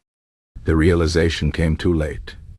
You were in the back room, grinding what remained of their dwindling supply of willow bark into powder, when the apothecary burst in, his face uncharacteristically pale. "Did you mix the fever tonic for Mistress Darrow?" You frowned. "No, Thomas did." The apothecary's expression turned grim. "Fetch your cloak. We're paying the widow Darrow a visit." "The problem," he explained as you hurried through the winding streets, "was foxglove. A pinch could steady a racing heart. A dram could stop it entirely." And Thomas, in his enthusiasm, had not been particularly precise. "How much did he use?" you asked, your stomach tightening. The apothecary's jaw clenched. "Enough." Mistress Darrow's cottage sat at the edge of town, its thatched roof sagging like a weary sigh. The door was ajar, and from within came the sound of retching. The apothecary didn't bother knocking. Inside, the widow was slumped over a bucket, her face slick with sweat, her breath coming in ragged gasps. At the table, her untouched tonic sat in a wooden cup, its surface still shimmering faintly from the stirred powder. The apothecary snatched the cup and sniffed it, then hissed through his teeth, "Where's the boy?" Mistress Darrow groaned, her fingers clutching at her stomach. "Gone to fetch the priest." You stared at the apothecary, horror dawning. If the priest arrived and saw this, if word spread that the shop had nearly killed one of the town's more respected widows, there would be no talking their way out of it. The king's decree had made certain of that. The apothecary moved quickly, rummaging in his satchel for a vial of milky liquid. "Drink this," he ordered, pressing it into the widow's shaking hands. "It'll make you vomit more." She obeyed without question, her trust in his remedies outweighing the betrayal of the last one. The effects were immediate. By the time the bucket was full a second time, her breathing had eased, though her face was still the color of spoiled milk. The apothecary wiped her brow with a cloth, his voice low and urgent. "Mistress, listen to me. You ate bad fish. That's why you're ill. Not the tonic, never the tonic." She blinked up at him, her confusion plain. "But I didn't." "You did," he insisted, pressing a second vial into her hand. "This one clear, smelling faintly of mint. And this will settle your stomach. Take it when the priest arrives." Understanding flickered in her eyes. Then resignation. She nodded weakly. You waited just long enough to hear the approaching murmur of voices, Thomas and the priest, by the sound of it, before slipping out the back door. The apothecary followed, his steps heavy with unspoken fury. Back at the shop, Thomas was waiting, his face a portrait of guilt. "I didn't mean to—" The apothecary didn't let him finish. He grabbed the boy by the collar and dragged him to the workbench, where the remains of the botched tonic sat in an open mortar. "This," he said, jabbing a finger at the powder, "is how people die. Not from fevers, not from poisons, from carelessness." Thomas flinched. "I thought. You didn't me thinking." The apothecary's voice was dangerously quiet. An apothecary's first duty isn't to cure. It's to do no harm. And if you can't manage that, you don't belong in this shop. The boy's shoulders slumped. For a moment you almost pitied him. Then you thought of Mistress Darrow's ashen face, the way her hands had trembled, and the pity hardened into something colder. The apothecary exhaled, running a hand through his hair. "Go home. And don't come back until you can tell the difference between a remedy and a death sentence." Thomas fled, his footsteps echoing in the sudden silence. You waited until the door closed before speaking. "Will she be all right?" "She'll live," the apothecary muttered. "Thanks more to luck than skill." He sank onto a stool, suddenly looking every one of his years. "This is my fault. I should have watched him closer." You didn't argue. The rest of the day passed in uneasy quiet. Customers came and went, oblivious to the near disaster that had been narrowly averted. The widow Darrow, when she appeared that evening, was pale but composed, her story of tainted fish already spreading through the town. She bought a bottle of harmless stomach tonic, paid with a knowing look, and left without another word. At dusk, the apothecary locked the door and pulled a dusty ledger from beneath the counter. He flipped to a blank page, dipped his quill, and began to write in slow, deliberate strokes. "What's that?" you asked. Lesson." He didn't look up. "For Thomas, and for you." You leaned closer. The page was filled with measurements, ratios, warnings in bold, angry letters. "Avox gluff, was one pinch per pint. No more. Seen. Hemlock, never more than 3 drops. Gesern. Mistakes are not forgiven here. Voice. He blew on the ink to dry it, then handed you the quill. "No, you write it, in your own hand, so you remember." You took the quill, the weight of it suddenly heavy. Because this wasn't just a lesson in measurements. It was a lesson in consequences. And as you wrote, the words etching themselves into the page and into your mind, you understood the true cost of their trade. One mistake could end a life, and the next one might not be so easily undone. Chapter 14. The Dying Patient. When your cure makes it worse. The bell above the shop door did not so much ring as whimper when Old Man Harlow shuffled in. You noticed the change immediately. Where once he had moved with the slow but steady gait of a man who had weathered 60 hard winters, now he lurched like a broken marionette. His skin had taken on the yellowed parchment hue of a man halfway to the grave, his breath rattling in his chest like dried peas in a cup. The apothecary looked up from his ledger and froze, the quill dripping ink onto the page unnoticed. Harlow didn't wait for greeting or preamble. He slammed a half-empty bottle onto the counter, the glass cracking under the force. "Your damned tonic," he wheezed, flecks of bloody spittle dotting the wood. "Been taking it regular, like you said. Now look at me." The bottle contained what remained of the apothecary's liver invigorator, a murky brew of mercury, sulfur, and enough alcohol to preserve a corpse.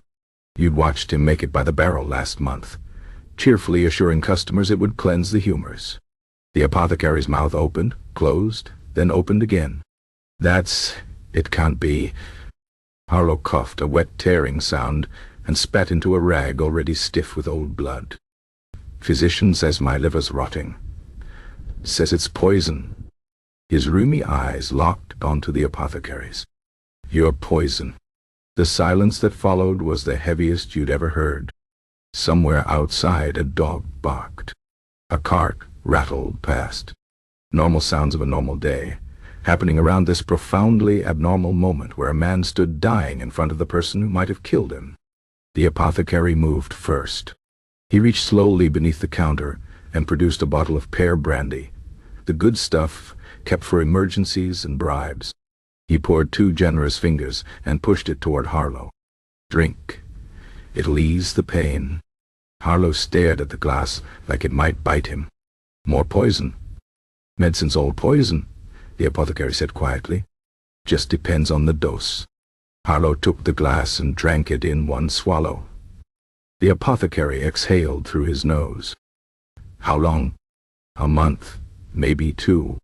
Harlow wiped his mouth. If I'm lucky. Another silence. You found yourself staring at the cracked bottle on the counter, watching a single drop of the invigorator ooze through the fracture. The apothecary straightened suddenly, his professional mask sliding back into place. I have something that might help. Not a cure, but it'll make the time easier. He turned to the back shelves, selecting vials with uncharacteristic hesitation. Milk, thistle, honey and garlic, some opium for when it gets bad. He mixed them with precise, almost reverent motions. Harlow watched, his breathing labored. How much? The apothecary pushed the finished draft across the counter. Nothing. Harlow's eyebrows climbed his forehead. Nothing? Consider it. Professional courtesy.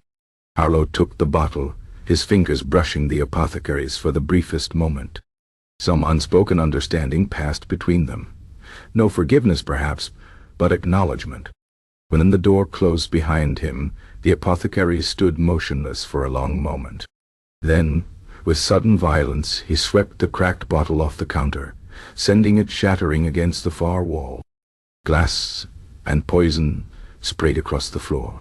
You expected rage. Lambing, dips. Something. Instead, the apothecary just looked tired. Get the broom, he said quietly. That night, by flickering candlelight, you watched as he methodically scratched out the liver invigorator recipe in his ledger, the quill digging deep into the parchment. Should we stop making the others? You ventured. He didn't look up. Vaguely concerned. But if we stop, people will go to someone else. Someone worse. He capped the inkwell with finality. Better our poisons than a stranger's. The candle guttered, casting long shadows across the rows of bottles and jars. Each one a potential miracle. Each one a potential death sentence. Outside the wind picked up, rattling the shutters like a patient coughing. Tomorrow the shop would open as usual. But something had changed. Chapter 15. The winter shortage. Starving or experimenting? The first hard frost had transformed the apothecary's shop into something resembling a tomb. The normally vibrant bundles of herbs hanging from the rafters had turned brittle, shedding leaves like trees in reverse. The jars of preserved roots and berries looked pitifully empty, their contents diminished by months of rationing. Even the leeches in their murky jars had grown sluggish, barely twitching when you tapped the glass. The apothecary stood before the near-empty shelves, scratching at his stubble, as he surveyed the meager remains of their supplies. Well, he said with forced cheer, this is what separates real apothecaries from mere shopkeepers. You eyed the pitiful assortment of ingredients, a handful of wrinkled juniper berries, some questionable mushrooms that might have been poisonous, and a jar of snail shells collected from the garden before the ground froze. What exactly separates us? Our willingness to poison people with garbage? Creativity, he corrected, plucking one of the dried mushrooms and sniffing it experimentally. When proper ingredients fail, we innovate. He crumbled the mushroom between his fingers. Take this. Useless for most ailments, but ground fine with some honey and oak gall. It might pass for a congestion remedy. The bell over the door jingled, admitting a gust of frigid air and Mistress Lowell. The baker's wife, her cheeks red from the cold. "My boy's cough has worsened," she announced without preamble, her breath forming little clouds in the chilly shop. "That syrup you gave last week did nothing." The apothecary didn't miss a beat. "Ah, the winter flame has grown resistant. We'll need something stronger." He turned to the shelves with the confidence of a man who wasn't about to improvise a remedy from kitchen scraps. "Let me prepare a special blend." While he distracted Mistress Lowell with questions about her son's symptoms, you ducked into the back room, where the more questionable ingredients were kept. Your options were dismal: crushed eggshells that had been meant for the garden, some dried rose hips that had gone musty, and the jar of snail shells you'd collected as a joke. You stared at the shells, remembering the apothecary's lecture about how Roman physicians had used powdered nacre for digestive ailments. When you returned with the least dubious-looking materials, the apothecary was nodding solemnly as Mistress Lowell described the color of her son's phlegm. A disturbing shade of yellow-green, apparently. He took the offerings from you with only the slightest eyebrow twitch at the snail shells. "Excellent," he murmured, setting to work with mortar and pestle. A fortifying blend to break up the congestion. He ground the rose hips with the eggshells, adding a pinch of the mushroom powder for good measure. The snail shells he crushed separately, reducing them to a fine iridescent powder that actually looked somewhat medicinal when mixed with honey. The resulting paste smelled earthy and vaguely of the riverbank, but when he poured a dram of precious brandy into the mixture, the alcohol vapor masked the worst of it. He poured the concoction into a small bottle, corked it with a flourish, and presented it to Mistress Lowell. "1 spoonful morning and night," he instructed. "And keep him warm. The cold worsens these humors." She paid with a loaf of winter stale bread and a promise of fresh ones when her oven was next fired. When the door closed behind her, the apothecary exhaled sharply through his nose. "That," he declared, "is how you stay in business through winter." You eyed the remaining snail shells with newfound respect. "Do you think it will actually help?" He shrugged, tearing off a chunk of the bread. "It won't hurt him. That's more than I can say for some of our usual remedies."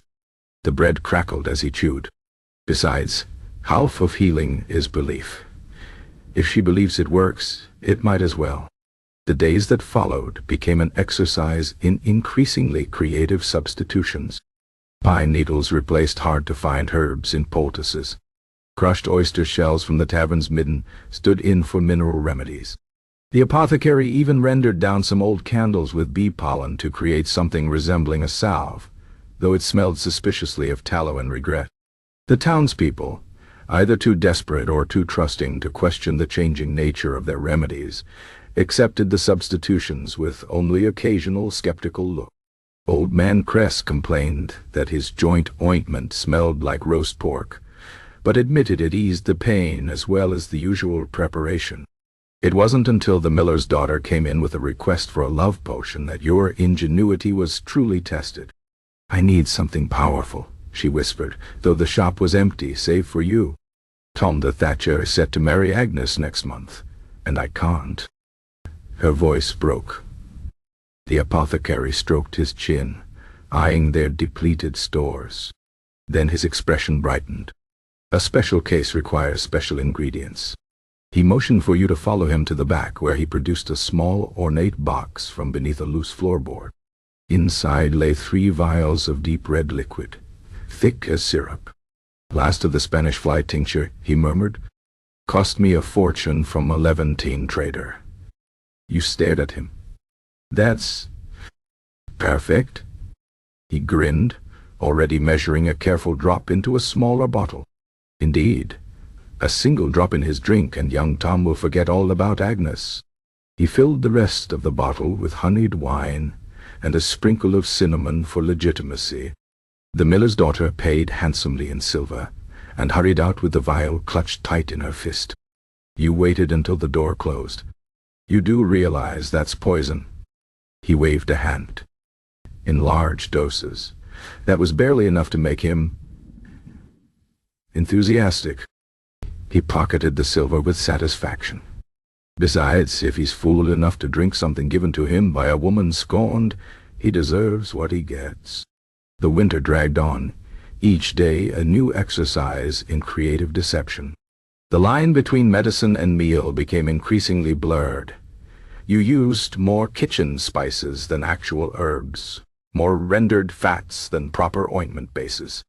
The apothecary took to calling his creations by elaborate names to disguise their humble origins. Dragon's scale ointment was little more than fish grease with copper filings. Mandrake fortifié was ale with a suspicious amount of ground acorns. Through it all, the townspeople kept coming, kept buying, kept believing. Maybe it was desperation. Maybe it was the apothecary's unwavering confidence. Or maybe you thought as you watched a farmer walk out with a strengthening tonic made from boiled tree bark and beet juice. People would believe anything if it meant hope in the dead of winter. The first thaw came suddenly, a warm wind melting the snow overnight. The next morning, the apothecary stood in the doorway, breathing deep the scent of damp earth. "Spring," he declared. "Time to replenish our stocks before people realize half our winter remedies were garbage." You thought of the miller's daughter, who had returned twice more for love potions. Of old man Craze, who swore by his pork-scented ointment. Of the dozen other villagers who had placed their faith in snail shells and desperation. "Think they'll ever realize?" you asked. The apothecary smiled. "God willing, no." Chapter 16. The Physician's Visit. Professional Contempt. The first warning was the smell. A wave of rosewater and vinegar preceded him through the door, so strong it momentarily overpowered the usual earthy aromas of the shop. Then came the rustle of silk, the click of polished heels on the wooden floor, and finally the man himself, Dr. Ignatius Pell, physician to the local gentry and possessor of what might have been the most expensive hat you'd ever seen. He paused just inside the threshold, his nose wrinkling as if he'd stepped into a slaughterhouse rather than an apothecary. His gloved hand fluttered to his face, dabbing at his nostrils with a lace-trimmed handkerchief. "Good God," he murmured, though he made no move to leave. "It smells like a peasant's pantry in here." The apothecary, who had been in the middle of grinding what remained of their winter-hoarded juniper berries, looked up slowly. His expression settled into something between amusement and irritation. "Dr. Pell, to what do we owe this unexpected honor?" Pell swept further into the shop, his gaze flicking over the shelves with naked disdain. He paused before a jar of dried mushrooms, lifting it to examine the contents before setting it down with a disdainful click. "I've come to survey the competition," he said, brushing invisible dust from his gloves. "Though I see now that was unnecessarily generous. This isn't competition. This is folk superstition with price tags." You resisted the urge to kick over his carefully polished boots. The apothecary, however, merely smiled. "Ah, but folk superstition pays the rent. What brings a learned man like yourself down from his lofty perch?" Pell's lips thinned. "The Baron's son has a fever. Your concoctions have been ineffective." He reached into his coat and produced a half-empty bottle of the apothecary's fever tonic, one of the winter substitutions, made mostly from willow bark and desperation. The apothecary took the bottle, sniffed it, and shrugged. "It's willow bark. It works." "Not for this," Pell snapped. "The boy needs proper treatment. Bleeding to balance the humors, a purge to cleanse the system, and mercury to drive out the corruption." He said this with the solemn assurance of a man who had never once questioned his own methods, no matter how many patients they killed. You and the apothecary exchanged glances. "Mercury, Bedtime, pleaded in combo one, for a fever." The apothecary set the bottle down carefully. Or, he suggested, you could try letting him rest and drink broth. Children often recover from fevers on their own. Pell's face darkened. This is precisely why peasant medicine is so dangerous. You treat symptoms, not causes. The humors must be balanced, the bad blood let out. He drew himself up to his full height, which was still several inches shorter than the apothecary. I came only to warn you. The Baron is displeased with your failures. Continue peddling your useless remedies, and you may find yourself without patronage. The threat hung in the air, thick as the rosewater perfume. The apothecary's smile didn't waver. How kind of you to deliver the message in person. Might I offer you something before you go? A tonic, perhaps. Pell scoffed. I wouldn't ingest anything from this shop if... For your hair, the apothecary interrupted, plucking a small bottle from the shelf. I couldn't help but notice the thinning. This stimulates growth. Used it myself last winter. He patted his own thick hair for emphasis. Pell hesitated. His hand drifted unconsciously toward his scalp, where the expensive hat no doubt concealed a spreading bald spot. That is... Take it, the apothecary urged, pressing the bottle into Pell's gloved hand. No charge, professional courtesy. Pell's fingers closed around the bottle, almost against his will. It had better not be more of your peasant nonsense. Oh, it's absolute nonsense, the apothecary assured him cheerfully. But it works. Pell left shortly after, his dignity barely intact, the bottle tucked discreetly into his coat. You waited until his footsteps had faded down the street before speaking. That wasn't hair tonic. The apothecary grinned. No, it was lamp oil with some rosemary thrown in. You stared at him. He's going to rub lamp oil on his head. And when his scalp blisters, he'll blame the humors and bleed himself. The apothecary returned to his grinding, the mortar and pestle clacking with renewed vigor. The Baron's son will be fine. Children survive fevers all the time, especially when they're not being poisoned by their physicians. Outside, the first spring rain began to fall, pattering against the shutters. Somewhere in the town, Dr. Pell was hurrying back to the Baron's manor, his expensive boots splashing through mud, his hand periodically straying to the bottle in his coat. And in the shop, the apothecary hummed as he worked, already planning his next batch of fever tonic, this time with a little extra honey, just in case the Baron came calling. Chapter 17. The Love Potion Scam. Hearts and Hustles. The boy couldn't have been older than 16, his fingers twisting the hem of his tunic like he was trying to wring the courage out of it. He had lingered near the door for a full minute before shuffling up to the counter, his face already crimson with embarrassment. The apothecary eyed him with the weary patience of a man who had seen this particular brand of desperation before. Let me guess, he said before the boy could speak. Love troubles. The boy's eyes widened. How did you? Because no one comes in here looking that miserable unless it's love, boils, or both. The apothecary leaned forward, resting his elbows on the counter. Who's the unlucky girl? It's Millie, the boy blurted, then immediately looked like he regretted it. Millicent, the cooper's daughter. She's beautiful and kind, and she barely knows I exist. His voice cracked on the last word. You suppressed a sigh. Spring had brought with it the usual surge of love-lorn fools, each convinced that the right potion could turn indifference into passion. Never mind that half of them couldn't afford a decent meal, let alone a vial of something supposedly enchanted. The apothecary stroked his chin, studying the boy with the air of a merchant sizing up a particularly naive customer. A love potion, then? The boy nodded eagerly. Something strong, something that'll make her see me. You knew what was coming next. The apothecary would reach for the special bottle he kept under the counter, the one filled with nothing more than rose water, honey, and a pinch of cinnamon for color.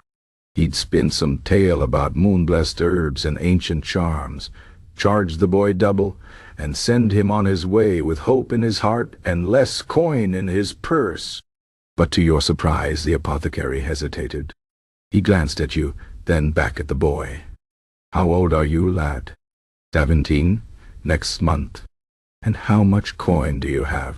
The boy dug into his pocket and produced 3 grubby copper pennies, the sum total of his worldly wealth. The apothecary exhaled through his nose. "Listen carefully," he said, his voice uncharacteristically serious. "Love potions don't exist." The boy's face fell. "But what Ayadosi exist," the apothecary continued, "are perfumes, nice ones, the kind girls like, and confidence, which is free." He pushed the pennies back across the counter. "Buy her a ribbon at the market. Talk to her. Don't waste your coin on colored water." The boy stared, stunned. "You're not going to sell me anything?" The apothecary shrugged. "I'm many things, but today I'm not a thief. Now go on, and wash your face first." The boy left, bewildered but oddly buoyed, the pennies still clutched in his hand. You waited until the door closed before raising an eyebrow at the apothecary. "Since when do we turn down easy coin?" He scowled. "Since the last love-struck idiot drank a whole bottle of potion and threw himself at the miller's wife in front of half the town." He rubbed his temples. "Besides, the boy's poor. There's no sport in it." You were about to point out that poverty had never stopped him before when the bell jingled again. This time it was Mistress Dorma, the wealthy wool merchant's wife, her silk skirts whispering across the floor as she approached. "My husband," she said without preamble, "has taken a particular interest in his new seamstress." Her smile was razor-thin. "I require something to refocus his attention." The apothecary's moral crisis evaporated instantly. "Of course, madam." He reached beneath the counter and produced a slender blue vial. "Our most potente love elixir, just 3 drops in his wine at supper."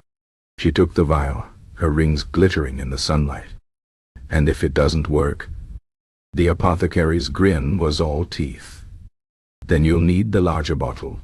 She paid in silver, leaving a scent of lavender and vengeance in her wake. You stared at the apothecary. "That was the same rosewater you almost gave the boy." "Of course it was," he said, pocketing the coins. "But Aisha can afford it." Outside, the boy from earlier was hurrying toward the market, his steps light with purpose. Mistress Dorma swept in the opposite direction, her grip tight around the vial. The apothecary dusted his hands. "Love potions don't exist, but fools do, and business is business." The bell jingled a 3rd time. Another customer. Another heartache. You reached for the honey. It was going to be a long spring. Chapter 18. The funeral. When your customer doesn't make it. The church bell tolled slow and heavy, each somber note pressing down on the village like a weight. You stood at the edge of the gathered crowd, your cloak pulled tight against the drizzle that had settled over the graveyard, a fitting accompaniment to the occasion. Old Man Harlow's coffin was a simple thing, rough-hewn pine barely sanded smooth. It looked too small to contain a man, even one as withered as he had been in the end. His daughter wept quietly into her shawl, while the priest droned on about the soul's journey and God's mercy. You shifted uncomfortably, your boots sinking slightly into the damp earth. The apothecary stood beside you, his face unreadable beneath the brim of his hat. He had insisted you both attend, though he hadn't said why. Personal courtesy, maybe. Or perhaps just morbid curiosity. You gave him the liver tonic, you murmured, low enough that no one else would hear. He didn't look at you. He was dying anyway. That much was true. Harlow had been sick long before the first bottle of Invigorator ever passed his lips. But the tonic hadn't helped. Might even have hastened things along. The thought settled in your gut like a cold stone. A rustle of movement drew your attention. A few rows ahead, Mistress Darrow, The widow, who had survived Thomas's botched foxglove dose, glanced back at the two of you. Her eyes narrowed slightly before she turned away. You swallowed. Do you think they know? The apothecary exhaled through his nose. Doesn't matter if they do. Dead men don't talk, and the living won't admit they bought the poison that killed their kin. He adjusted his collar against the damp. Bad for business. The priest finished his prayers, and the pallbearers lowered the coffin into the ground. Dirt thudded against wood, the sound final. One of Harlow's grandsons, a boy of no more than 8, tossed in a handful of earth before retreating to his mother's side. The crowd began to disperse, murmuring condolences and heading for the alehouse where the funeral meats were laid out. You lingered, watching as the gravediggers set to their work, shoveling with the brisk efficiency of men who had done this too many times to be moved by it. The apothecary nudged your arm. Come on, no use standing in the rain. You followed him out of the churchyard, the mud sucking at your boots. Halfway down the lane, he stopped abruptly, fishing in his coat before producing a small bottle. One of the last of his winter stock, a thick syrup that smelled of honey and something bitter beneath. Here. He pressed it into your hand. For the cough you've been hiding. You stared at it. Is this safe? He smirked, though it didn't quite reach his eyes. Safer than what Harlow took. You pocketed the bottle without drinking any. Back at the shop, the fire had burned low. The apothecary stirred the embers back to life while you lit the lamps, the flickering light pushing back the gray afternoon gloom. Outside, the rain pattered against the shutters, relentless. The bell above the door jangled.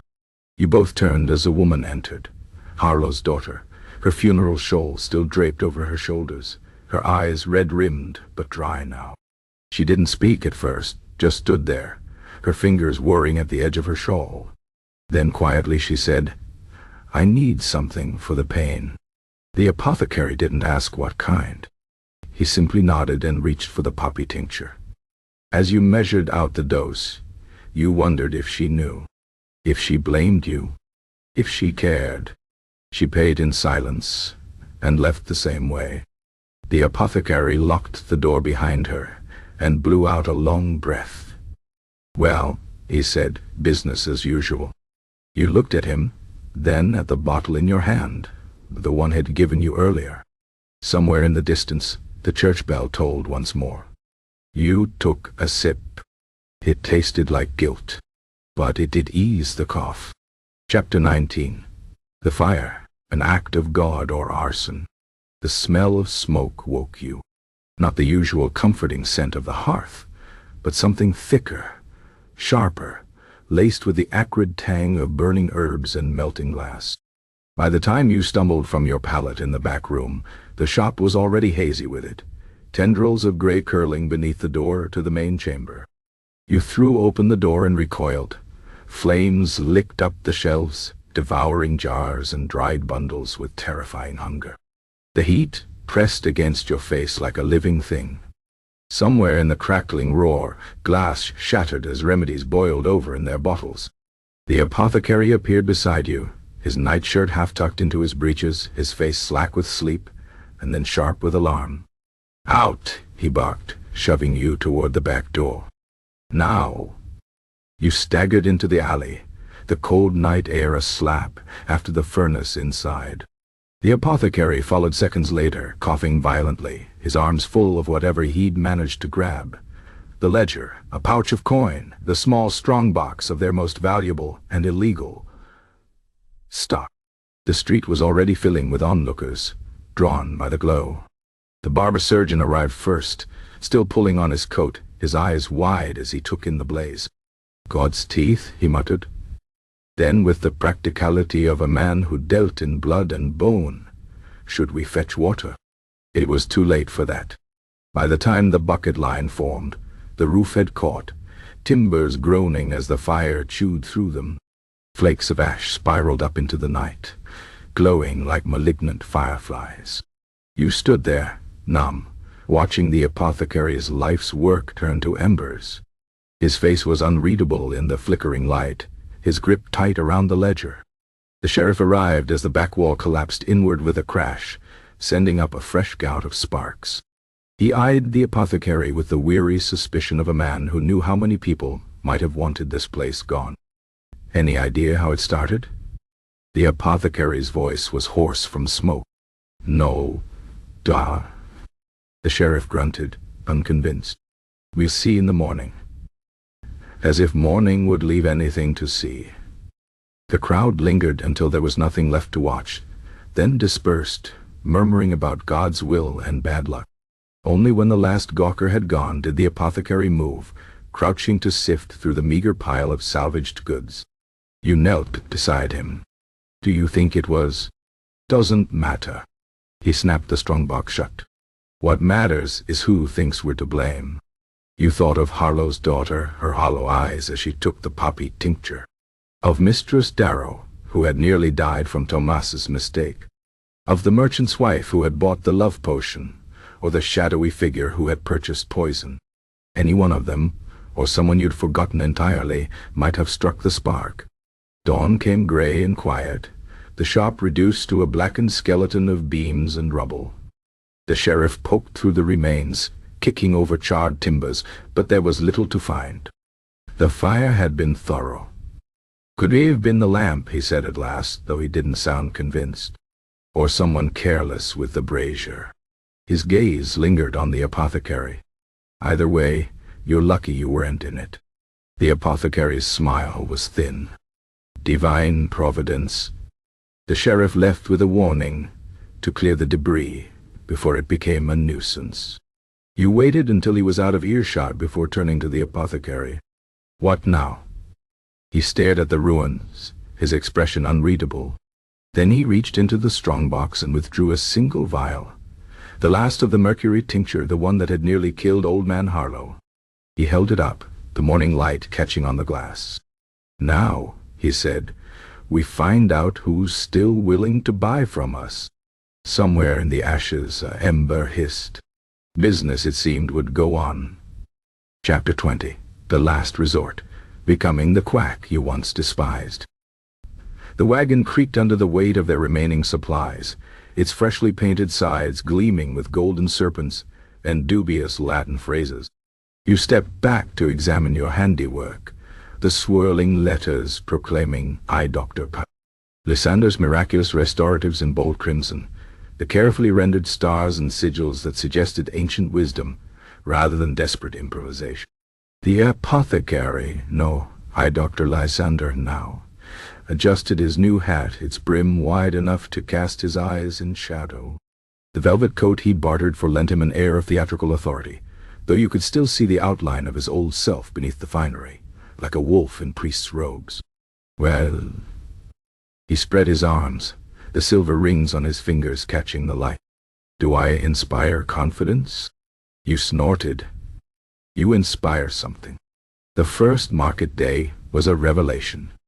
Gone was the modest stall, the careful explanations of remedies, the pretense of honest trade. In its place stood a spectacle, a booming voice, a flurry of colored silks, and a line of gleaming bottles filled with nothing more than honeyed wine and food dye. Behold! The newly minted Dr. Lysander cried, brandishing a vial of deep blue liquid. The elixir of Alexandria, formulated from lost texts, perfected through years of arcane study.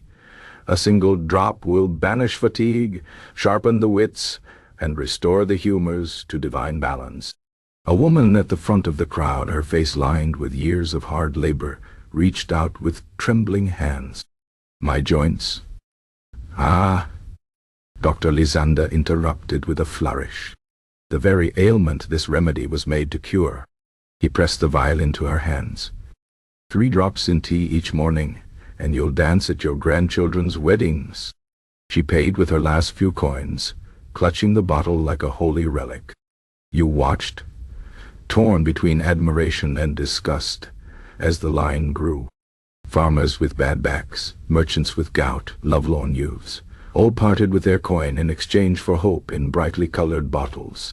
The few who hesitated were treated to lowered voices and solemn warnings about the alternative. a fate so vague and terrible that they always paid. By midday, the strongbox was half full.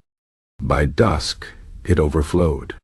As you packed up the wagon, your fingers sticky from spilled potions. The apothecary, no, Dr. Lysander, you reminded yourself. Counted the days, take with quiet satisfaction. You know none of that actually works, you muttered. He didn't look up from the coins. Of course it works. It works because they believe it does. He pocketed a silver piece. The human body is a strange thing.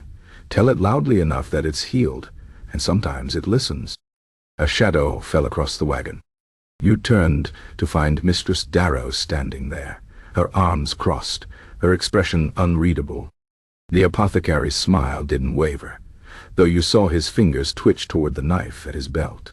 Mistress, how may Dr. Lysander assist you?